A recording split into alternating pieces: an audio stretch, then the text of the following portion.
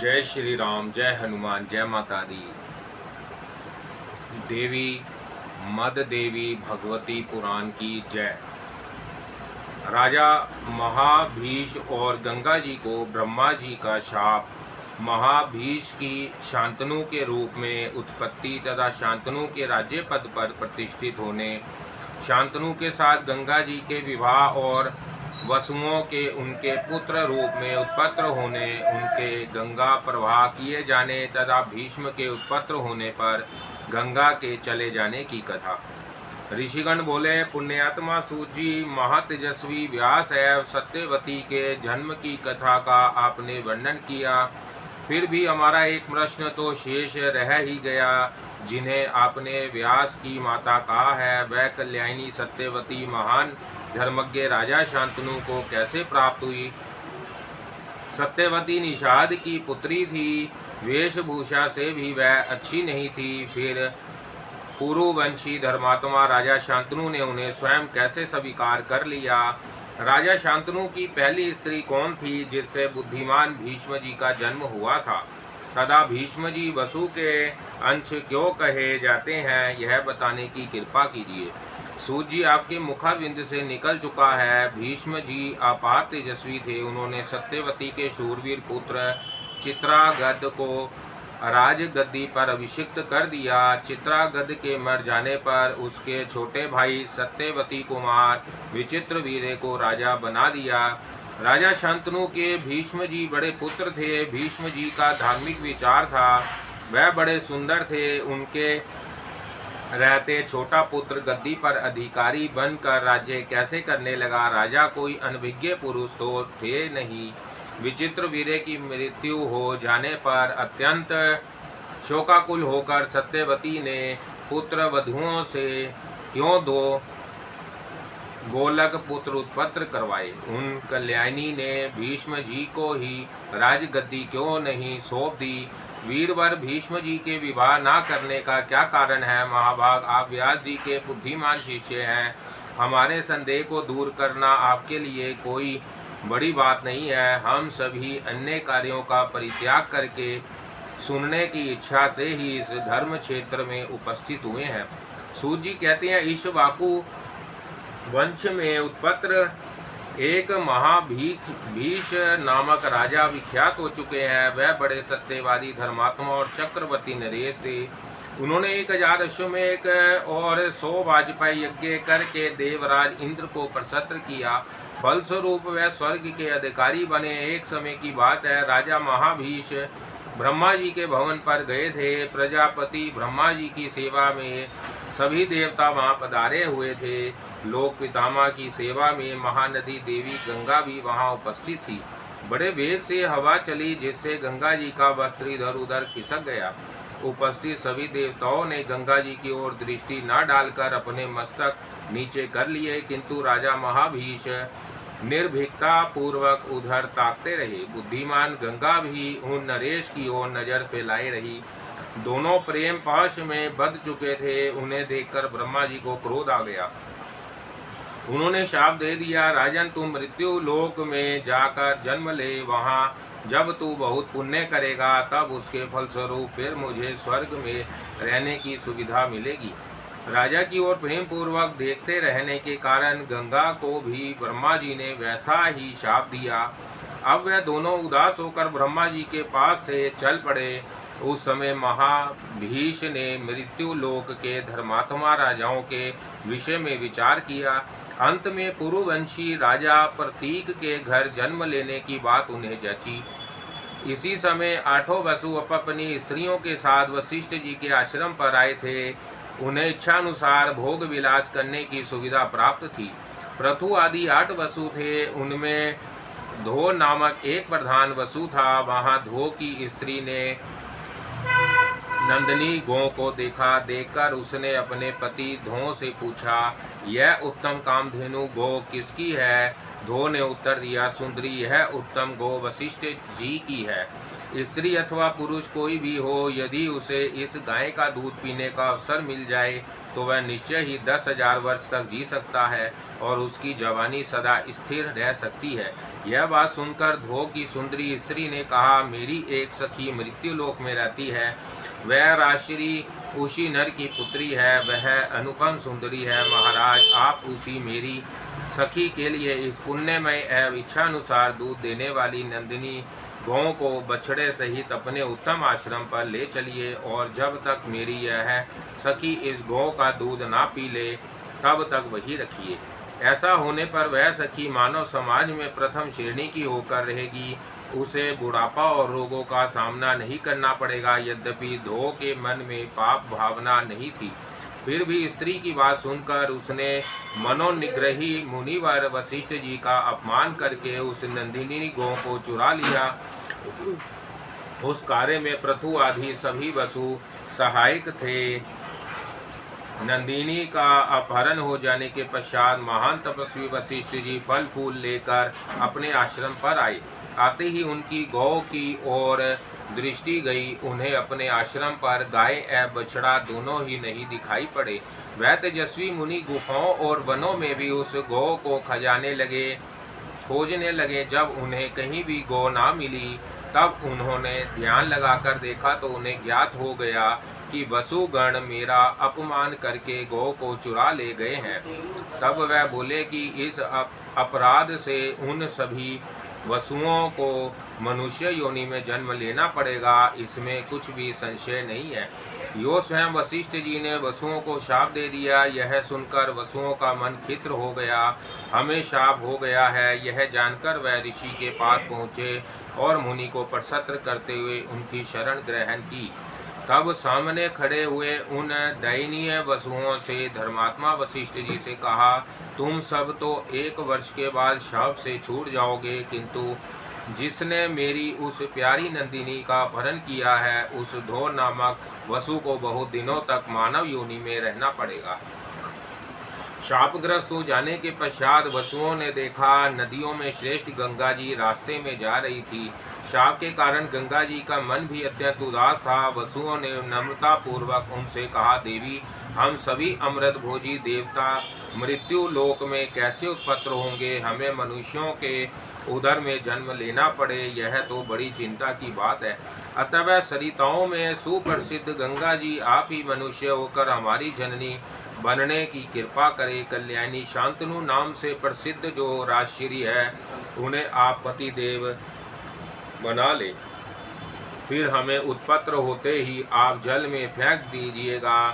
गंगा जी ने स्वीकृत दे दी। फिर वह सभी वसुगण अपने लोक को चले गए। देवी गंगा भी वहां से चल पड़ी। उनके मन में बार बार विचार उठ रहा था। उसी समय राजा महाभीष प्रतीक के घर पुत्र रूप से उत्पन्न हुए। उनका नाम शांतनु रखा गया। उन्हें राजश्री की उपाधि मिली। वह बड़े धर्मात्मा और सत्य प्रतिज्ञा हुए। जब राजा प्रतीप ने अमित तेजस्वी सूर्य का सत्वन किया तब उन्हें फल स्वरूप एक कन्या मिली। वर की अभिलाषा करने वाली वह सुंदरी कन्या जल से निकलकर प्रतीप की पवित्र दाहिनी जंघा पर बैठ गई। वह जांग ऐसी थी मानो साखू का वृक्ष हो। तब राजा प्रतीप ने गोद में बैठी हुई उस कन्या से कहा, कल्याणी, तुम बिना पूछे ही मेरी दाहिनी पवित्र जंघा पर आ बैठी, तुम्हारी क्या इच्छा है? उस कन्या ने प्रतीप से कहा, राजेंद्र, आप कुरु वंश के एक महापुरुष हैं, मैं आपको पति बनाना चाहती हूँ, अतः मैं आपके अंग में बैठ गई। आप मेरी सेवा स्वीकार करने की कृपा कीजिए। तब उस नवयुक्ति सुंदरी कन्या से प्रतीप ने कहा, पति की अभिलाषा करने वाली पराई स्त्री से काम के विवश होकर मैं संग नहीं कर सकता। भामिनी, यह जान लो, आपकी अपनी कन्याओं और पुत्र वधुओं के लिए यह स्थान निश्चित है। अतः कल्याणी, तुम मेरी पुत्र वधु बन जाओ। तुम्हारे पुण्य के प्रभाव से मुझे अभिलाषित पुत्र होगा, यह बिल्कुल निश्चित है। तब बहुत ठीक कहकर वह दिव्य दर्शनी कन्या वहां से चली गई और राजा प्रतीप भी उस स्त्री के विषय में ही विचार करते हुए पुनः घर लौट आए। कुछ दिनों बाद राजा प्रतीप को पुत्र हुआ। समय पाकर राजकुमार की जवानी निखर आई। वन में जाने की इच्छा होने पर राजा ने पुत्र से पूर्व समाचार कह सुनाया। सब वृत्तांत बतलाने के पश्चात वह कुमार से कहने लगे, पुत्र, मन को मुग्ध करने वाली वह सुंदरी यदि वन में तुम्हारे पास आ जाए और उसके मन में तुम्हें पति बनाने का विचार हो तो उससे विवाह अवश्य कर लेना चाहिए। राजन, मेरी आज्ञा मानकर तुम कौन हो यह उससे मत पूछना। उसे अपनी धर्म पत्नी बना लेने पर ही तुम्हारा जीवन सुखमय होगा। सूत जी कहते हैं, इस प्रकार राजा प्रतीप ने पुत्र को आज्ञा देकर प्रसन्नता पूर्वक अपनी राज्य संपत्ति उसे सौंप दी और वह वन में चले गए। वहाँ उन्होंने तप आरंभ कर दिया। भगवती जगदम्बिका की उन्होंने उपासना की। तदंतर समय पर शरीर का परित्याग करके वह स्वर्ग के अधिकारी बन गए। अब महातेजस्वी शांतनु के हाथ में राज्य का शासन सूत्र आ गया। सारे भूमंडल के वे एक अच्छ राजा हुए। उन नरेश के राज्य काल में धन पूर्वक सब व्यवहार होता था। वह प्रजा की भली भांति रक्षा करते थे। सूत जी कहते हैं, प्रदीप के स्वर्गवासी होने के पश्चात सत्य पराक्रमी राजा शांतनु एक बार शिकार खेलने गए। वह गंगा के तट पर घने जंगल में घूम रहे थे। वहीं अद्भुत आभूषणों से अलंकृत एक सुंदरी कन्या उन्हें दिखाई पड़ी। उसे देखकर राजा शांतनु को बड़ा हर्ष हुआ। सोचा, पिताजी ने जिस स्त्री की बात कही थी वह यही है। यह स्त्री क्या है, मानो कोई दूसरी लक्ष्मी ही साकार रूप से विराज रही है। उसके मुखारविंद की ओर राजा के अपलक नेत्र लगे थे, फिर भी देखने की आकांक्षा शांत ना हुई। निष्पाक शौनक जी उस समय शांतनु मानो अत्यंत उद्विग्न हो उठे। उस सुंदरी कन्या के मन में भी निश्चय हो गया कि यह ही राजा महाभीष है। अतः वह प्रेम से पुलकित हो गई। फिर वह कुछ मुस्कुराकर राजा के सामने उपस्थित हुई। सुंदर नेत्रों वाली उस कन्या को देखकर राजा शांतनु का मन प्रचुर आनंद में मग्न हो गया। अमृतमय वाणी से संवत्ना देते हुए उससे मधुर वचन कहने लगे, सुज धने तुम देवी मनुषी गंधर्वी यक्षिणी नाग कन्या अथवा अप्सरा, इनमें से कौन हो? तुम्हारा मुख बड़ा ही मनोहर दिखता है। अस्तु सुंदरी, तुम जो कोई भी हो, इस समय मेरी धर्म पत्नी का स्थान स्वीकार कर लेना तुम्हें उचित है। सूजी कहते हैं, राजा शांतनु को निश्चय ज्ञान ना था कि यह ही गंगा है, किंतु गंगा जानती थी कि वह राजा महाभीष ही है जो इस समय शांतनु के रूप में उत्पन्न हुए हैं। अतः पूर्व प्रेम के संबंध को याद करके गंगा ने राजा की बात मान ली। साथ ही हंसकर उनसे कहने लगी। गंगा ने कहा, महाराज, आप राजा प्रतीप के सुपुत्र हैं। मैं आपको खूब जानती हूँ। कौन सुंदरी जिसे भाग्यवश मेरे ऐसे सुयोग्य पतिदेव मिल जाएं और वह उन्हें वरण करना ना चाहे, परंतु नरपवर आप वचनबद्ध हो जाएं, तब मैं आपको पति बनाऊंगी। राजन, आप राजाधिराज हैं, मेरी प्रतिज्ञा सुन लीजिए, फिर मैं आपको स्वीकार कर लेती हूँ। राजन, मैं जो कुछ भी कार्य करूं वह अच्छा हो अथवा बुरा, उसे रोकने के आप अनाधिकारी रहेंगे। मुझसे अप्रिय वचन कभी नहीं कहेंगे। राजेंद्र, आप श्रेष्ठ हैं, फिर भी जिस समय आप मेरी बात ठुकरा देंगे उसी समय मैं आपको छोड़कर चाहे जहां चली जाऊंगी।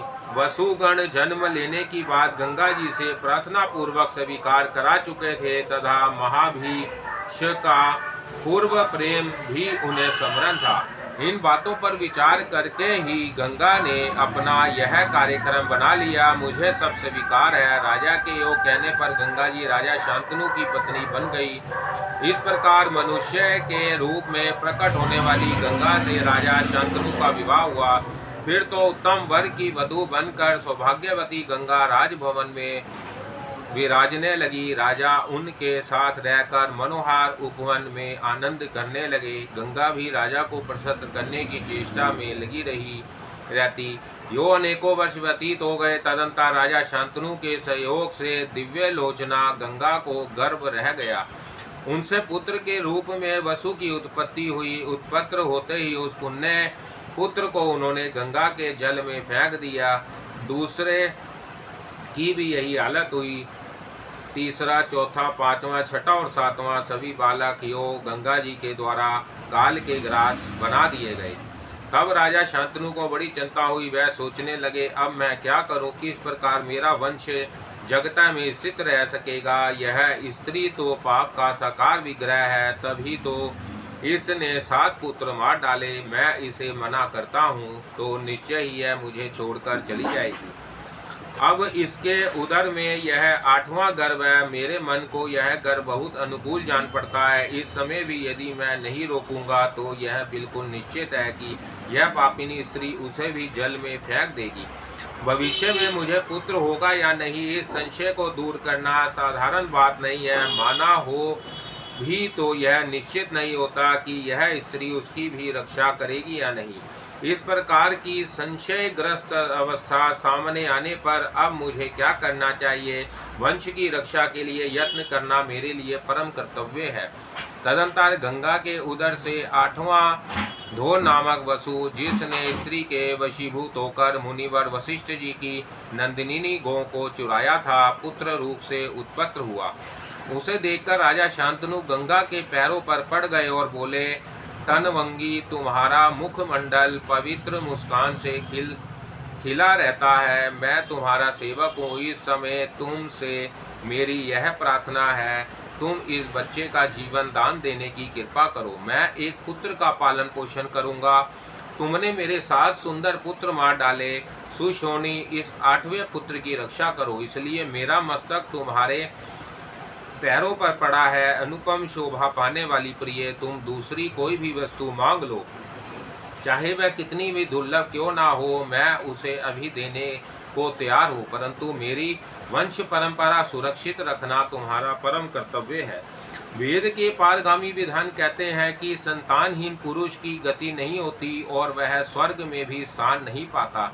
अतः इस 8वें पुत्र को सुरक्षित रखने के लिए मैं तुमसे प्रार्थना कर रहा हूँ। इस प्रकार राजा शांतनु के कहने पर भी गंगा उस बालक को लेकर जाने के लिए उद्यत हो गई।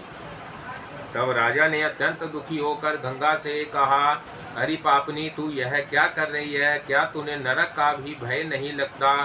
तेरी जैसी इच्छा हो, जा अथवा रह, किंतु मेरे बच्चे को तो यही रहने दे। तू वंश का उच्छेद करने वाली है। तेरी जैसी स्त्री से मुझे क्या करना है? राजा शांतनु के योग कहने पर गंगा ने राजा से कहा, राजन, इस बालक को जीवित रखने की तो मेरी भी इच्छा है, परंतु आपने जो प्रण लिया था वह टूट गया, अतः मैं यहाँ रह नहीं सकूंगी। आप निश्चय जान ले, मैं गंगा हूँ, देवताओं का कार्य संपन्न करने के लिए यहाँ आई थी। बहुत पहले की बात है, महाभाग वशिष्ठ ने वसुओं को शाप दे दिया कि तुम सभी मनुष्य योनि में चले जाओ। इससे बेचारे वसु चिंता से घबरा गए। मैं वहीं उपस्थित थी। मुझे देखकर उन्होंने प्रार्थना की कि अनधे आप हमारी जननी बनने की कृपा करें महाराज। तब मैंने वसुओं को वर दे दिया, ए धर्त, तुम्हारी पत्नी बन गई। भली भांति समझ ले, देवताओं का कार्य सिद्ध करने के लिए ही मेरा यहाँ आना हुआ था। वह ही 7 वसु मेरे पुत्र हुए थे। अब ऋषि के शाप से उनका उद्धार हो गया। यह एक वसु कुछ समय तक आपका पुत्र बनकर रहेगा। राजन, मैं इसे दिए देती हूँ, आप अपने इस पुत्र को स्वीकार कर लें। इसको दिव्य पुरुष वसु मानकर पुत्र जनि सुख भोगिए। महाभाग गंगे नाम से विख्यात यह बालक सबसे अधिक बलवान होगा। आज तो मैं इसे वही ले जाती हूँ जहाँ मैंने आपको पति बनाया था। पालन पोषण करने पर जब यह बड़ा हो जाएगा तब लौटा दूंगी, क्योंकि राजन, माता के ना रहने पर बच्चे का जीना और सुखी रहना महान असंभव है। इस प्रकार कहकर तथा बच्चे को साथ लेकर गंगा अंतर्धान हो गई। राजा शांतनु अपने भवन में पड़े रहे। उनके दुख का कोई पार ना था। स्त्री और विचित्र बालक के वियोग से उत्पन्न दुख उन्हें बेतरह सताने लगा। वह राज्य करते रहे, परंतु उनके मन पर चिंता की काली घटा निरंतर घिरी रहती थी। यों कुछ समय व्यतीत हो गया।